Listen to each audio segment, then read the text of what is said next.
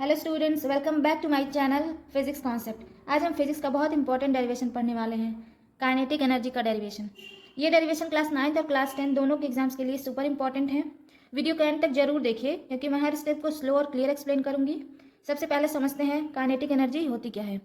तो आइए देखते हैं काइनेटिक एनर्जी क्या होता है, उसका डेफिनेशन क्या होता है। तो आइए देखते हैं काइनेटिक एनर्जी का definition. The energy possessed by a body due to its motion is called kinetic energy. Means जब कोई ऑब्जेक्ट मोशन में होता है तब उसके पास जो एनर्जी होती है उसे हम काइनेटिक एनर्जी कहते हैं। अगर कोई ऑब्जेक्ट मोशन कर रहा है, अगर कोई ऑब्जेक्ट चल रहा है तो क्या है, वही उसकी काइनेटिक एनर्जी है। तो आइए अब हम देखते हैं काइनेटिक एनर्जी का एक्सप्रेशन क्या होता है, उसको डिराइव कैसे करते हैं।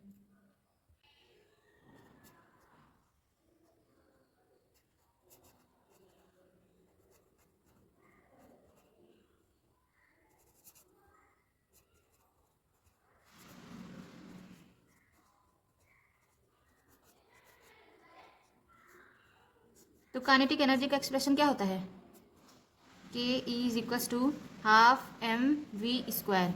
ये क्या है, काइनेटिक एनर्जी का एक्सप्रेशन है। इसी फार्मूले को हमको क्या करना है, डिराइव करना है।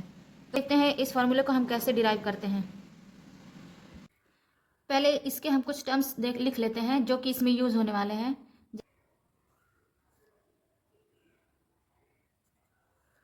पहले क्या है, वी यानी कि final velocity. Final velocity. You क्या है, initial velocity. Initial velocity. You क्या है, इनिशियल वेलोसिटी। अब next one is yes. Yes क्या होता है, एस को हम किससे डिनोट करते हैं, ये क्या है, डिस्प्लेसमेंट है। डिस्प्लेसमेंट। डिस्प्लेसमेंट को हम एस से डिनोट करते हैं। एस हो गया डिस्प्लेसमेंट। उसके बाद ए, स्मॉल ए क्या शो करता है, एक्सेलरेशन।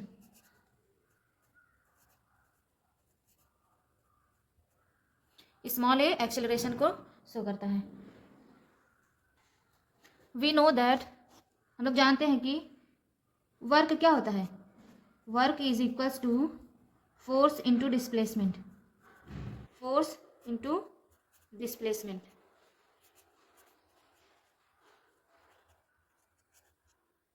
वर्क क्या होता है, फोर्स इंटू डिस्प्लेसमेंट।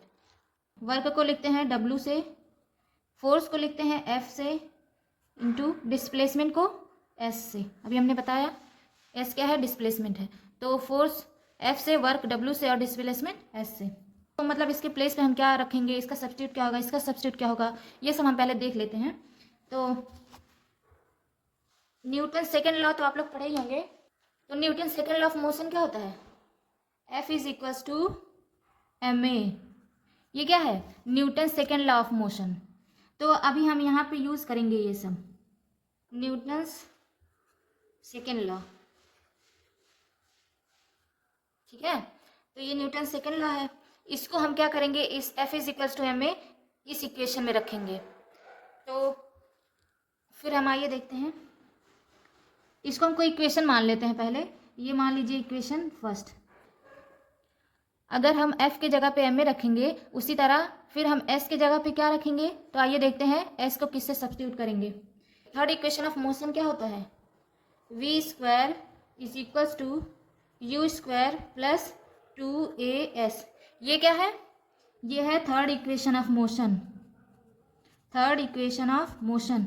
अगर आपने थर्ड इक्वेशन ऑफ मोशन का डेरिवेशन नहीं पढ़ा है तो मेरे पिछले वीडियोस में जाके प्लेलिस्ट में थर्ड इक्वेशन ऑफ मोशन आप देख सकते हैं, या तो मैं इसका लिंक डिस्क्रिप्शन में डाल दूंगी, आप वहां से क्लिक करके जाकर देख लीजिएगा।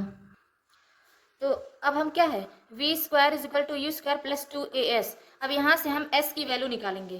तो आइए देखते हैं कैसे निकलता है s की वैल्यू।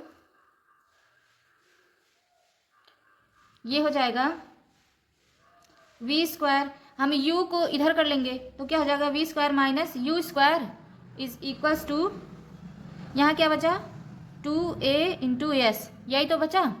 तो फिर हम s की वैल्यू क्या करेंगे, निकालेंगे। तो s क्या हो जाएगा, यहाँ से हो जाएगा s is equals to v square minus u square upon 2a। तो s क्या हो गया, ये हो गया v square minus u square upon 2a is equal to S.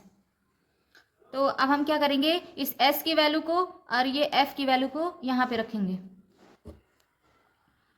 w is equals to m a into v square minus u square upon 2a।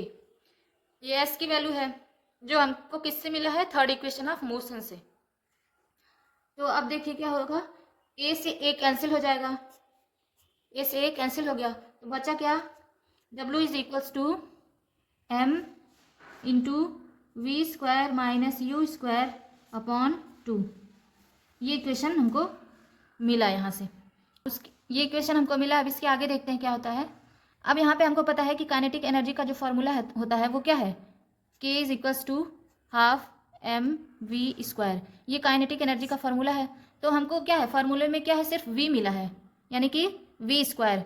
तो हमें यहाँ पे u क्या होगा, u को तो किसी तरह से कैंसिल करना होगा। हम लोग क्या लिखेंगे कि जो ऑब्जेक्ट मोशन कर रहा है वो शुरू में क्या था, वो स्टार्टिंग में रेस्ट के पोजीशन पे था। तो जब वो रेस्ट में था स्टार्टिंग में, तो u क्या हो जाएगा, u क्या है, इनिशियल वेलोसिटी। तो उस ऑब्जेक्ट की इनिशियल वेलोसिटी क्या हो जाएगी, 0 हो जाएगी। तो since the object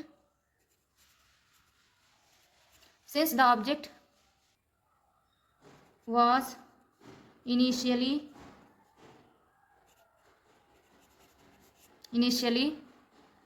at rest, तो क्या होगा, since the object was initially at rest, जब शुरू में ही क्या है, वो ऑब्जेक्ट रेस्ट के पोजीशन पे है, तो उसकी इनिशियल वेलोसिटी यानी कि u क्या होगा, 0 होगा। तो u की वैल्यू हम क्या करेंगे, अब इस इक्वेशन में रखेंगे। w is equals to m we square minus 0 का square upon 2।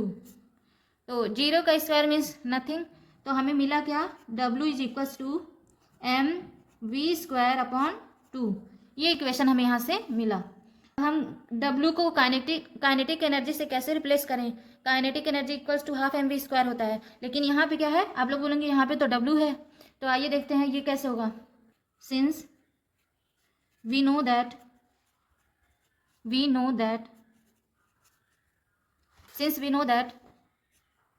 work done is equals to change in kinetic energy,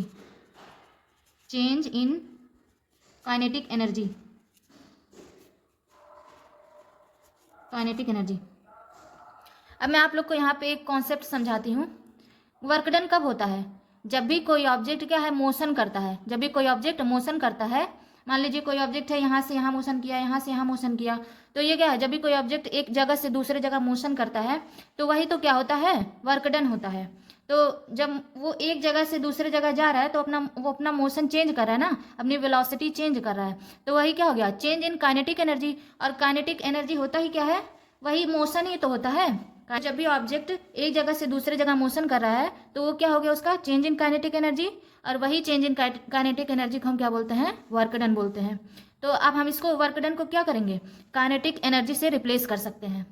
तो ये W क्या करेंगे हम, काइनेटिक एनर्जी यानी कि KE से रिप्लेस करेंगे। तो KE is equals to half M we square. ये है हमारा रिक्वायर्ड एक्सप्रेशन काइनेटिक एनर्जी का। तो अभी एग्जाम में ऐसे ही लिखिएगा, सेम टू सेम, और इस फार्मूले को लास्ट में डिराइव करके ऐसे बॉक्स में कर दीजिएगा ब्लैक पेन से। तो ये अच्छा इंप्रेशन देता है एग्जामिनर के ऊपर।